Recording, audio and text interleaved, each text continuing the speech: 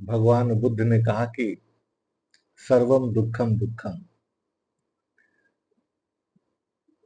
सभी चेतनावान मनुष्यों ने इस जगत में मनुष्य से उत्पन्न उसकी प्रवृत्ति का जो जो अंतिम अर्थ समझा, उसकी प्रवृत्ति से वह दुख की ही तरफ उसको ले जाता है। तो पूछा मुक्ति कैसे होगी? उन्होंने कहा मुक्ति तो तभी होगी जब आप इस प्रवृत्ति से उत्पन्न दुख को समाप्त करें।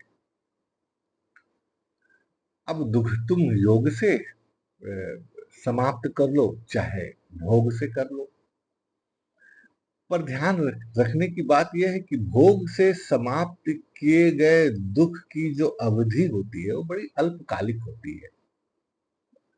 थोड़ी देर के लिए तो आनंद मिलेगा, पर फिर वही दुख घेर लेगा। तो सीधा सीधा संबंध बड़ा ही साइकोलॉजिकल ढंग से देखा जाए तो आपके चित्त और मन से है। मन को ऐसी दशा की तरफ ले चले व्यक्ति जहां उसको सार्वकालिक सुख और आनंद की प्राप्ति हो, तो उसके लिए इंपॉर्टेंट है कि आप चीजों के प्रति इतने आसक्त ना रहें कि वह ना मिले तो प्राण ही दे देंगे। छोटे छोटे बच्चों को देखिए ना, उनको खिलौना नहीं मिलता है तो वो लौट जाते हैं जमीन पर और ऐसा रोते हैं जैसे लगता है प्राण ही दे देंगे। तो मनुष्य थोड़ा बड़ा हो जाता है, थोड़ा उसको समाज का डर रहता है, इसलिए वो जमीन पे गिर के लौट के रो नहीं सकता, लेकिन अंदर वो जमीन पर गिर कर लौट ही रहा है, जमीन के लिए, मकान के लिए, सुख सुविधा के लिए।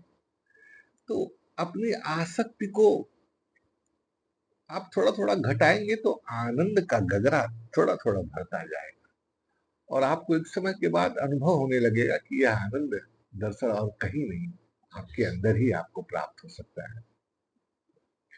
ठीक है।